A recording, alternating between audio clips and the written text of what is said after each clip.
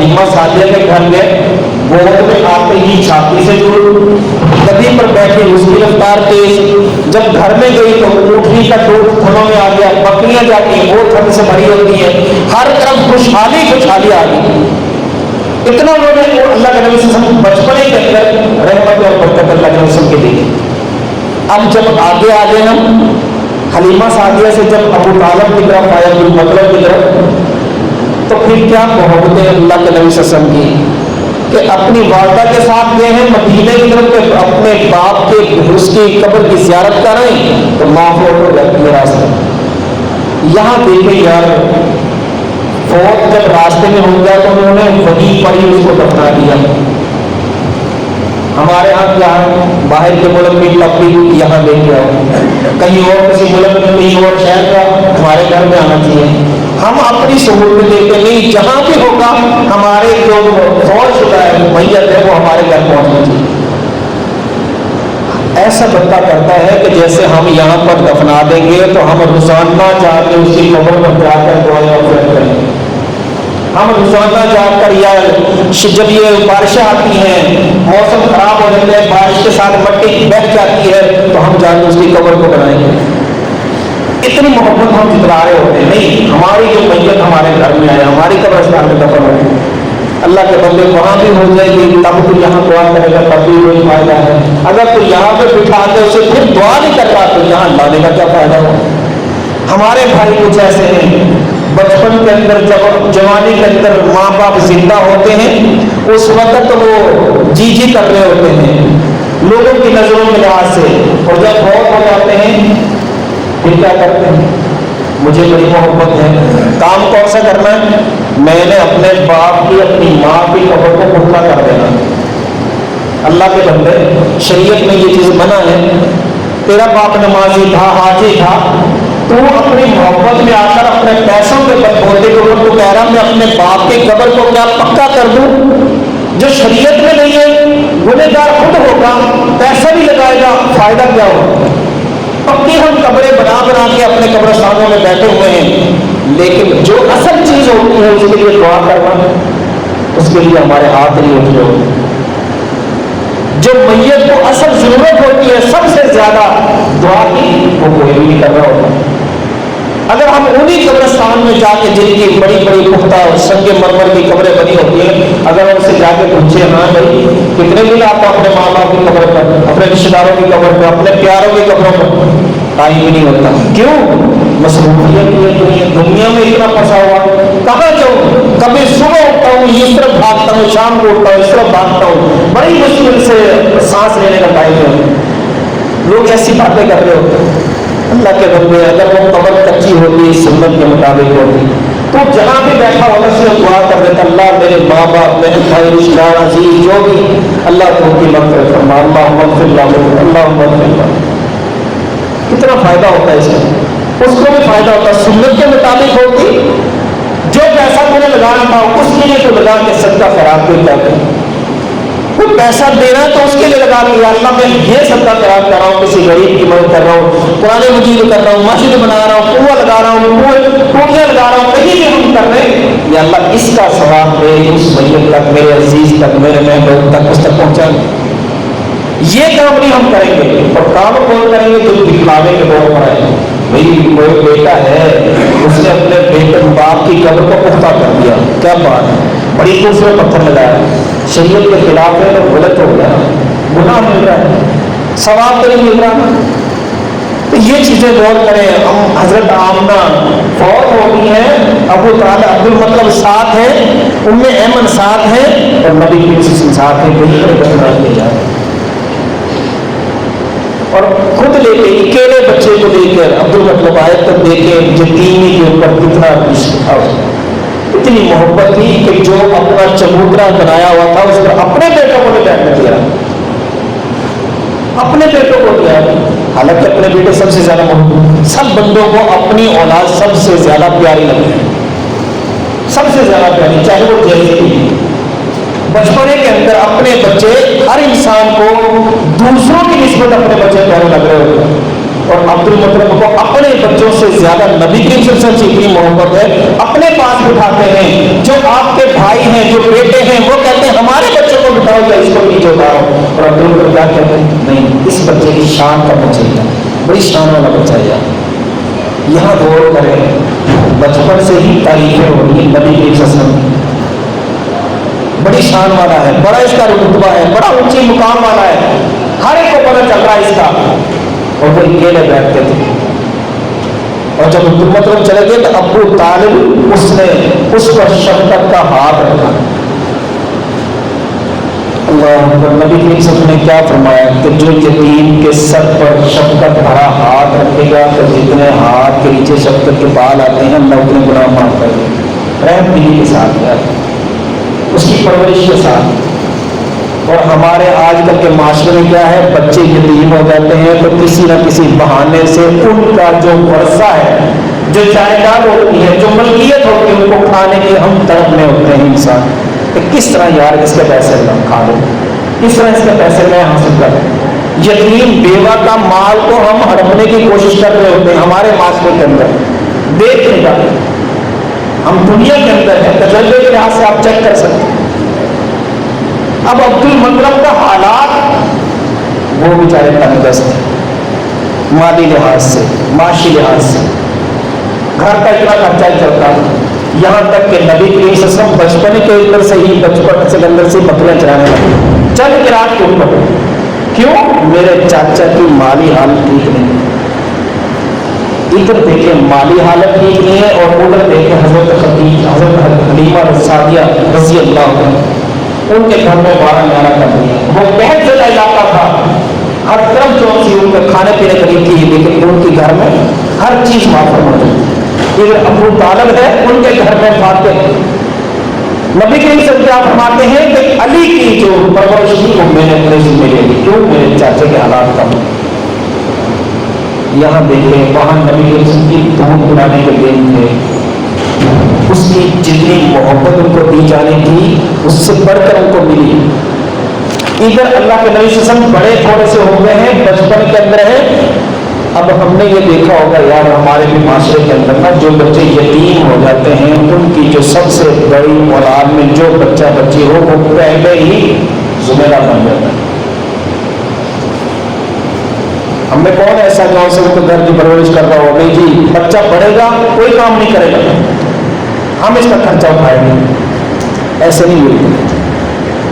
ایک دن دے دیں گے، 10 دن دے دیں گے، 20 دن دے دیں گے، مہینہ، سال میں کوئی بکرے سے کبھی دے دیا کبھی نہیں دیے، کبھی دے دیا کبھی نہیں دیے۔ اس سے تو زندگی انسان کھانا پینا ہے نا، اٹھنا بیٹھنا ہے نا، اس نے کیا کرنا ہے؟ وہ چھوٹے چھوٹے بچے محنت مزدوری شروع کر دیتے ہیں، کام پہ لگا دیتے ہیں مائیں کہ کچھ نہ کچھ کر کے لائے، گھر کا سفر چلے۔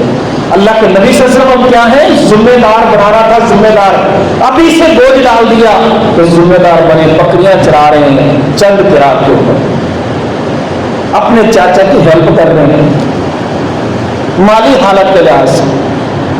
جب بچہ ذمہ دار ہوتا ہے وہ سمجھدار بھی ہو جاتا ہے، اس کو طور طریقے، بولنے چالنے، اٹھنے بیٹھنے، لین دین کے سب پتہ چلتا جاتا ہے۔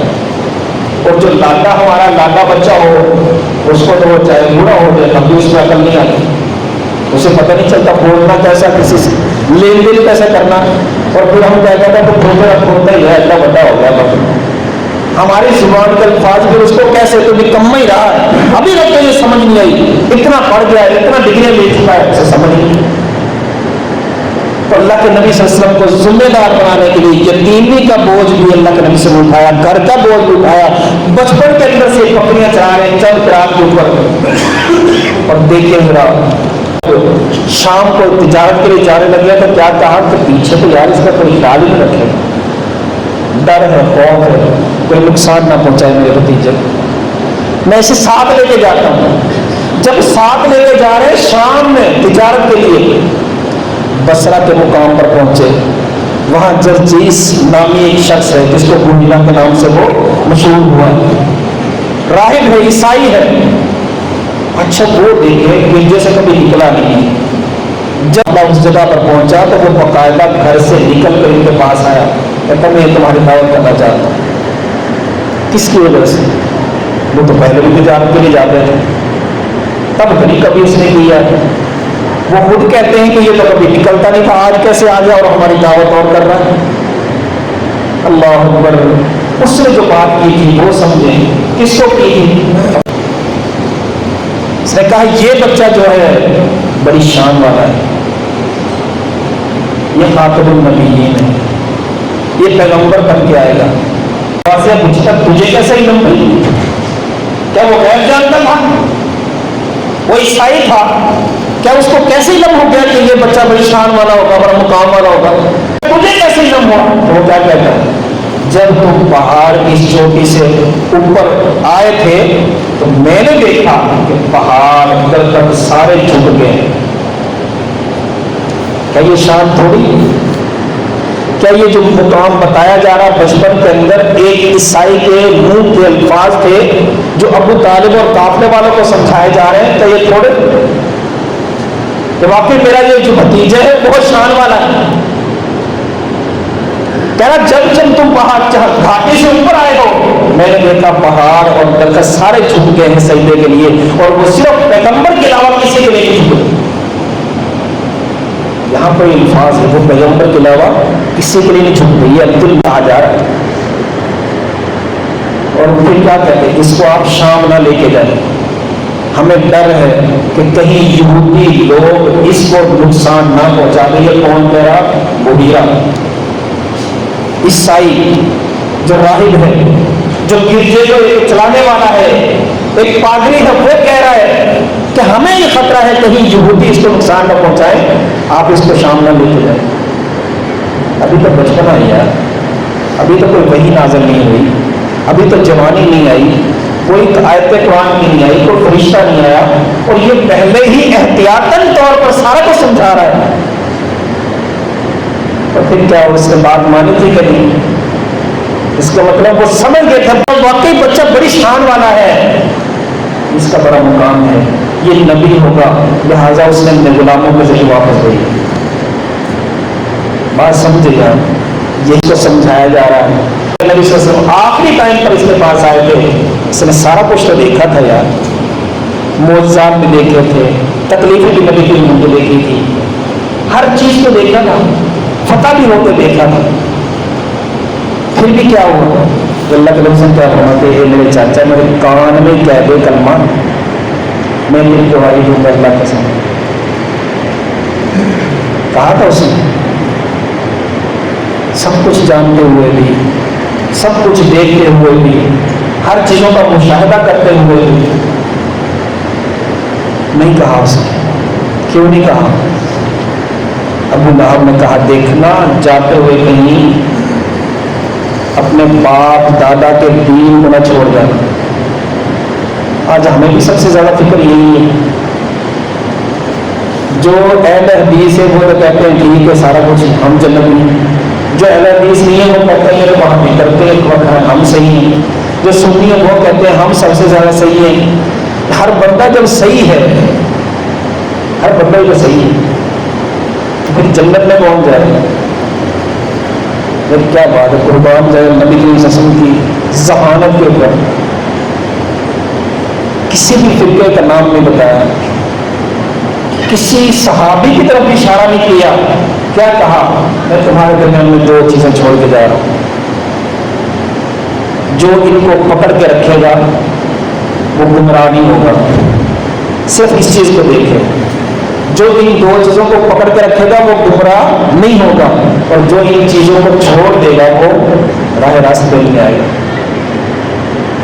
اب میں اور آپ سوچیں, وہابی سنی دیوبندی بریلوی یہ سوچیں, کیا جو اللہ کے رسول کی نصیحت تھی اس کے مطابق ہم ہیں, یا صرف خالی ہمارا وہابی ہونا, اہل حدیث ہونا, سنی ہونا, دیوبندی ہونا, صرف نام کے ہم ہو جانا جنت میں چلے جائیں گے؟ یہ ہم نہیں سوچ رہے ہیں.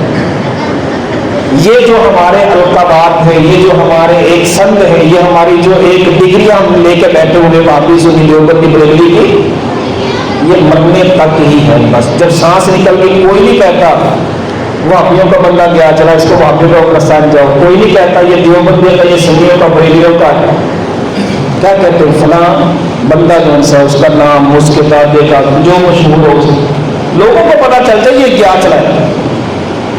کون مشہور ہے بھائی؟ فلاں کا نام لو، یہ اس کا چاچا لگتا ہے، یہ اس کا بھائی لگتا ہے، یہ اس کا بیٹا لگتا ہے. جو مشہور ہے اس کا لگاؤ. کیوں؟ مشہوری کے ساتھ لوگوں کو علم ہو جائے یہ بندہ جا رہا دنیا سے چلا گیا. تب تو نہیں کوئی بھی ہوتا واپس سے دیوبندی بریلوی جنازے کے اوپر جاتے تب تو نہیں کسی نے ہوتا بھائی کون جائے گا کون نہیں جائے گا، میں وہابی میں نہیں اس میں جاؤں گا، سنی میں نہیں جاؤں گا، دیوبندی میں نہیں جاؤں گا. اس کا مطلب صرف ہماری زبان تک ہی ہے یہ باتیں، اللہ کے ہاں بھی ان کا کوئی معاملہ نہیں. تو کیوں پھر ہم انہی چیزوں کو لے کر ایک دوسرے سے نفرت کر کے پیچھے ہٹ گئے؟ جو چیزیں اللہ کے نبی نے دی ہے قرآن و سنت اس پر کبھی عمل کر کے دیکھیں، پکڑ کے دیکھیں، سن کے دیکھیں، عمل کر اس کو کتاب کو کھول کے تو دیکھیں گے. کھولتے ہیں نہیں ہے نہ کتاب کو، نہ قرآن کو، نہ سنت کو، نہ نبی سے کے طریقے کو، اور بس یہ تیرا مسئلہ یہ میرا مسئلہ. یہ چیزیں بنی ہونی چاہیے. تو نبی کریم صلی اللہ علیہ وسلم واپس آ گئے شام سے. اب یہاں پر دیکھیے نبی کریم صلی اللہ علیہ وسلم ایک گھر کے اندر موجود ہے. جلان کا لفظ وہ گھر ہے، اس کے اندر کیا طے ہو رہا ہے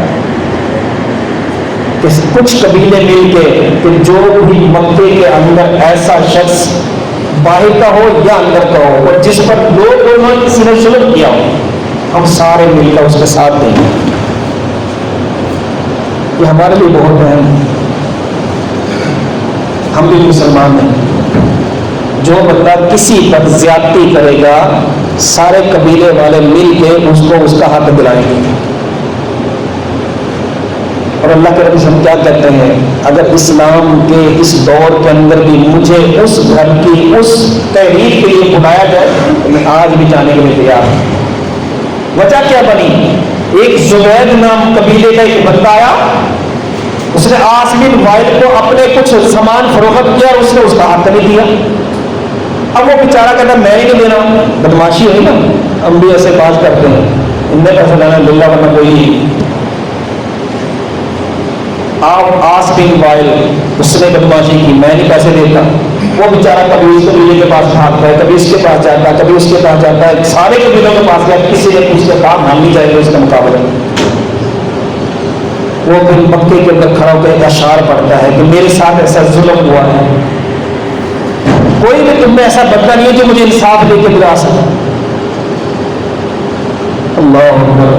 وہاں مغیرہ بن زبیر نامی کوئی بندہ ہے، سردار تھا، اس نے اپنے قبیلوں کو سب کو اکٹھا کیا. یار ایک مظلوم ہے، وہ اپنی آہ و بقا بیچارہ بیان کر رہا ہے، اس پر ظلم ہوا ہے، کوئی بھی ساتھ نہیں دے رہا. یار سارے اکٹھے ہو جو اس وقت سارے قبیلوں کو اکٹھا کر کہا تھا ہم سارے مظلوم کا ساتھی بنیں گے. آج ہمارے معاشرے کے اندر بھی ایسے لوگ ہیں کہ نہیں ہیں؟ اصل میں ہم کرتے کیا ہیں؟ دو کی لڑائی ہوگی نا، جو اس کی سنے گا وہ اس کے ساتھ کا ہو جائے گا، جنہوں نے اس کی سننی ہے وہ اس کے ساتھ کے ہو جائیں گے. اس کے ساتھ والے اس کو غلط کہیں گے، اس کے ساتھ والے اس کو غلط کہیں گے. کیوں؟ دونوں کو تو سنو یار، بٹھاؤ ان کو. کون سچ بول رہا ہے کون جھوٹ بول رہا ہے؟ کبھی کوئی بندہ بتائے کہ وہ اپنی برائی بیان کرے گا میری غلطی تھی آج تک کسی نے کی ہو بیان کرتے ہو؟ اگر وہ اپنی غلطی مان لے کہ میری غلطی ہے اور میں نے غلط کیا ہے، یار مجھ سے غلطی ہو گئی ہے، تو وہ تو پہلے معافی مانگ لے گا یار، پھر لڑائی جھگڑا کس بات کا؟ تو ہمیں یہاں پر ہر بندے کو چاہیے، ہاں میں ہاں ملا لیتے ہیں ہم، اور ہمارے بندے ایسے ہوتے ہیں کہ جو ہاں میں ہاں ملا لیا وہ اس کا ساتھی بن گیا. فلاں نے پوچھ لیا وہ کہہ فلاں نے کہا، اور وہ دو بندے مل کے جب اس بندے کو چھوڑ کے وہ آگے ملتے ہیں وہ کہتے ہیں اس نے اس کے ساتھ زیادتی کی. دو بندے اور مل گئے، چار بندے اور مل گئے. کبھی تو ایسے کرو، ان دونوں کو بٹھا لو، یہ والے بندے کبھی اس کی برائی نہ کریں، یہ والے بندے اس کی برائی نہ کریں. اچھا یار ہمیں علم نہیں ہے، دونوں بیٹھ جاؤ سامنے، ہم دیکھ لیں گے کون سا صحیح ہے کون سا غلط ہے. بات تو یہ کرنی چاہیے نا، اور ہم بس جس کی سننی اس کے ساتھ کیوں ہوگی. تو یہ چیز نہیں ہونی چاہیے. اب وہاں پر جدان کے گھر کے اندر یہی فیصلہ ہوا. آخر ان سارے قبیلوں نے مل کے پاس آس بن وائل کے گھر میں جا کے اس سے کہا اس کے پیسے دے، اس سے پیسے نکلوا کے اس کو دیے. ہم یہاں پر نہیں ہوتا ایسا. کیوں؟ ہمارے اندر اتفاق نہیں ہے. صرف اگر اتفاق ہو جائے نا، ہم بھی ایک گروپ بن جائیں، ہمارے رشتہ داروں کے گروپ بن جائیں، برادریوں کے گروپ بن جائیں، یار جو فیصلہ کرنا آپس میں کرنا ہے. لیکن ہم کیا کریں؟ ہمارا ہر بندہ، ہر گھر کا جو فرد ہے وہ چودھری ہے. میں کیوں چودھری؟ وہی کرائے، میری غلطی نہیں ہے، اس کی ساری غلطی. ہم سارے اگر مہینے میں لگے چلتے پھریں گے تو کیسے کام چلے گا؟ تو اللہ کے نبی صلی اللہ علیہ وسلم اس جدان کے، اس گھر کے معاملے میں کیا کہتے ہیں؟ اگر اسلام کے آج کے دور کے اندر مجھے بھی پھر بلایا جائے تو میں سرخ اونٹوں کو چھوڑ کر اس گھر میں جانا پسند کروں.